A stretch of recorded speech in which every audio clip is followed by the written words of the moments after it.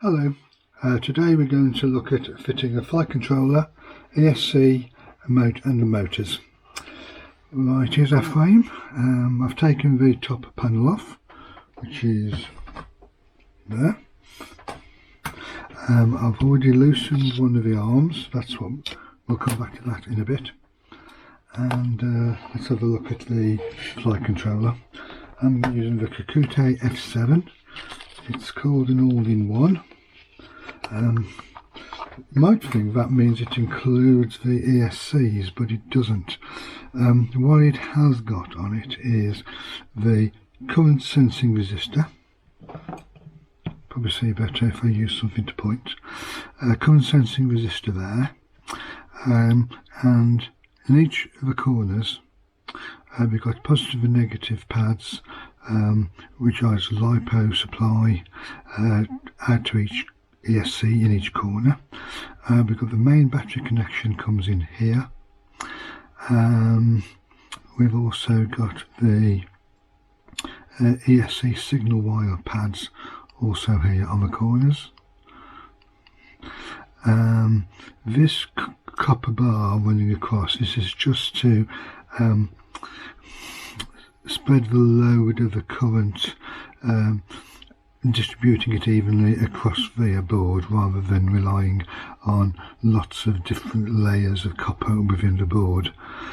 And this unit has got the gyro, or the IMU, inertial motion unit, here sitting on a soft vibration absorbing pad.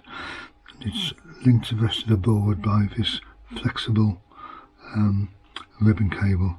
You can see how flexible that is. So this unit is physically absorbed from the main board.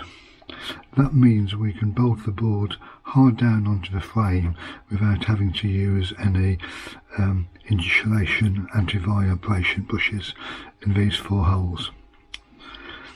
This is a standard sized board for this size quad. The distance between the holes is 30.5mm, and that's what we have here in the frame. 1, 2, 3, 4, and I'm going to use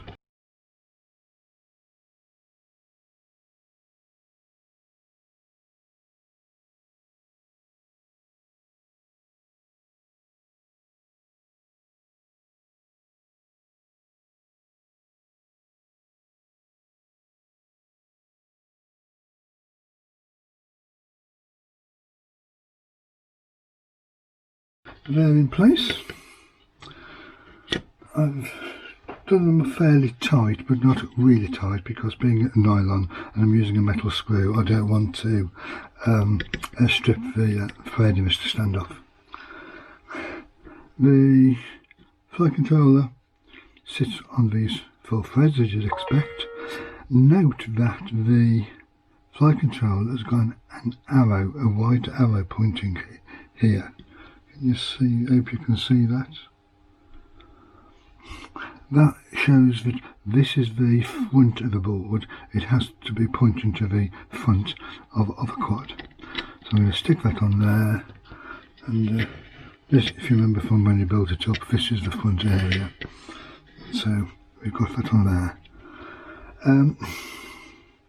It isn't set in gold that it's mounted this way.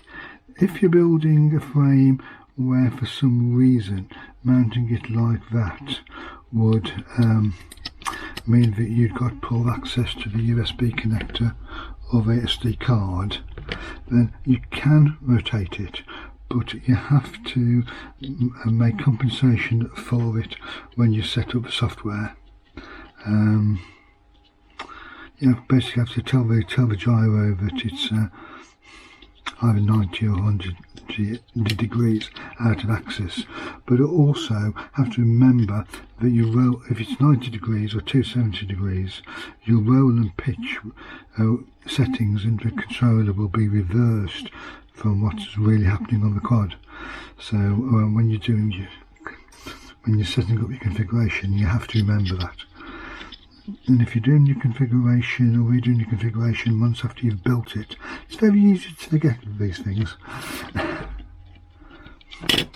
Oops, that wasn't clever.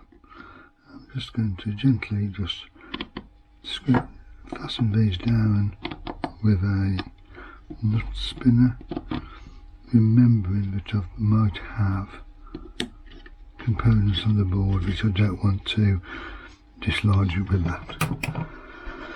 Right, that is the flight controller fitted.